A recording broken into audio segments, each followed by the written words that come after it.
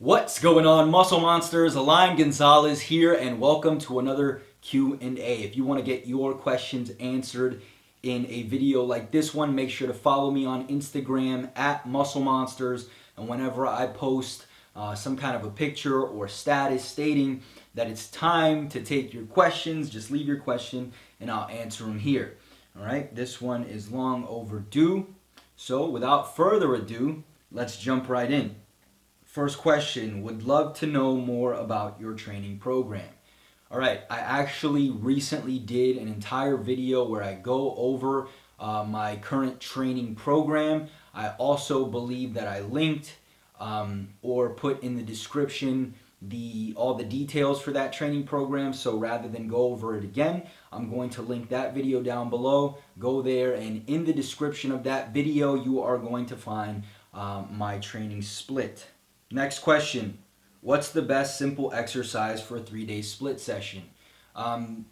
Whenever someone only has 3 days to train, I usually recommend a full body training program just so that they can get enough frequency and enough volume for each muscle group. So if you're looking for something like that, download Mass in a Flash. It's a free program. I'll link it below. Just go there, put your name and your email address, and you'll get instant access to the program. Now, if you're a little bit more advanced or maybe want to try something different, here's something that I would recommend. Maybe having on your day one training session a heavy day where you focus on a few of your big heavy compounds and focus on strength, right? And then have your day two and day three as full body push and pull. So on your push day, you would do all your pushing exercises. So maybe your squat, bench press, overhead press, etc. Mainly you're training your quads, triceps, chest, and shoulders. And then on your pull day, you would do your hamstrings, your back, biceps, traps, etc. All right? Next question. What's the best way to make your arms grow if you are tall with long arms? Okay, just because you're tall with longer arms is not going to make the training style that you should apply any different. So even if you were a shorter guy with shorter arms, I'd still recommend the same thing. Number one, make sure that you are progressively getting stronger in all of your pushing and pulling movements. Number two, make sure that you are training your arms frequently. All right, so if your training program doesn't have you pushing and pulling at least twice per week each, then I would recommend a program that does. And then number three, if you're a little bit more advanced, start adding in more isolated workouts, or isolation workouts rather, right? Where you're training your biceps and your triceps directly to increase the volume. All right, but if you're looking for a full-on specialization program just for building your arms, you can grab mine, which is absolutely free. I'll link it below. Just go there again, put your name and your email address. You get instant access to the entire program. Next question. I'm eating around 3,000 calories a day, 25% fat, 50% carbs, 25% protein, trying to build lean muscle and have stalled out at around 168 to 170. I know the answer is to eat more, but I'm worried about belly fat. Should I not be? No, whenever you're bulking, right, you're eating in a caloric surplus in order to maximize the amount of muscle that you can put on. All right, so for that time period, you have to not worry about potentially losing your abs. Okay, what you can do is be a little bit more strategic with your bulk so you don't lose your abs as fast. Okay, and so what I would recommend is start tracking your weight daily, right? Well, first of all, if you've already stalled, you want to increase your calories by about 100 to 250, right? That's going to be completely up to you. If you've been training for 5 years, for example, you only want to go up by 100 calories or so. If you're new to the gym, then 250 would be better, okay? Track your weight daily, and at the end of each week, get an average. If that average is increasing, then you're in a surplus. Now, if it's increasing too fast, then you want to scale the calories down a bit. If it's increasing by a number that you're comfortable with, and this again is going to depend on how long you've been training, then go ahead and keep that the way it is and continue doing this until you stall out Once you stall out, increase the calories slightly again and continue repeating this process. Next question.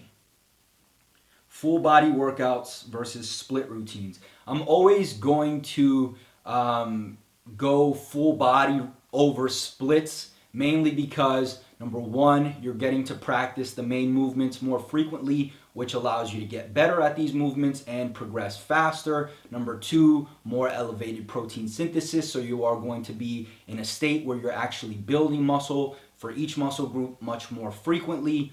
And to be quite honest, there's not really any huge benefit to a typical bro split unless it's something that you absolutely enjoy and you completely hate full body. In that case, it would probably be better to train with a typical bro split.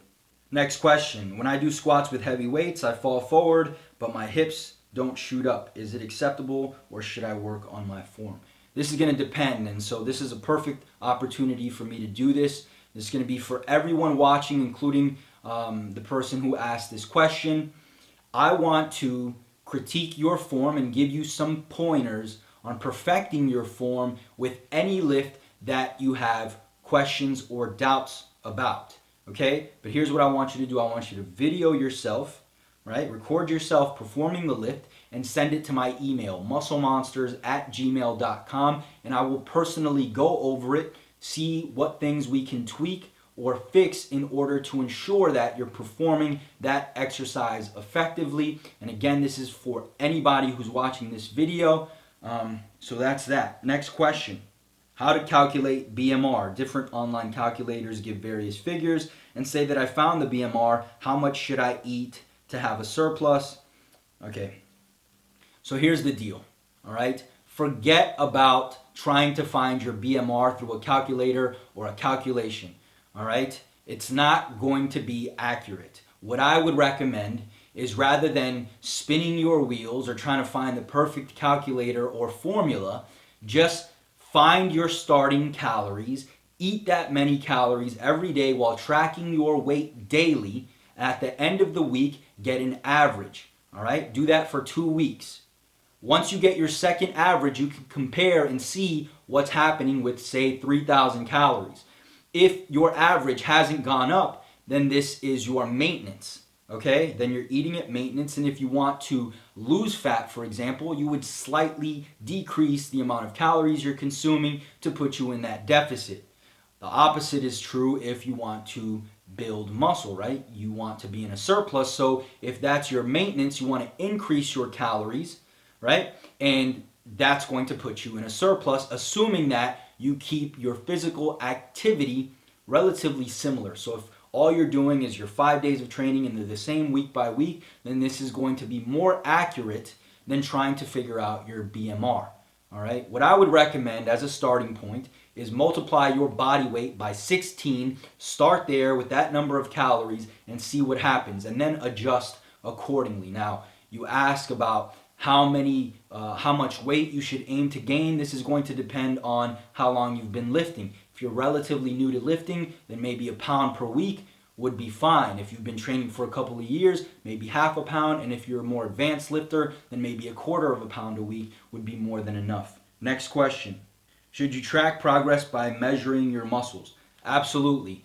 This is definitely one of the best ways to track progress, because a lot of the time what happens is our weight doesn't change much, but maybe our arms have gotten a little bit bigger. And because you see yourself in the mirror every single day, you're not going to notice that half an inch that you put on your arms. So knowing that your arms have grown is probably going to be a good idea if you need that motivation or that insurance, or assurance rather, that your whatever you're doing is working. So I would definitely recommend that you measure certain muscle groups, especially the ones that you want to bring up, because as they say, what gets measured gets managed. Next question.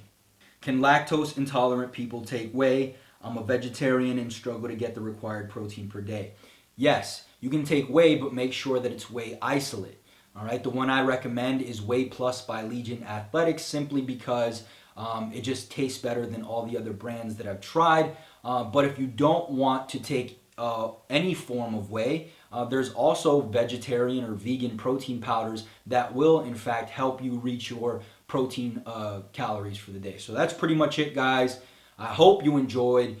And again, if you want your questions answered, follow me on Instagram at Muscle Monsters. When I post a picture and state that it's time to ask questions, leave them there and I'll answer them here. And I'll talk to you soon. Peace.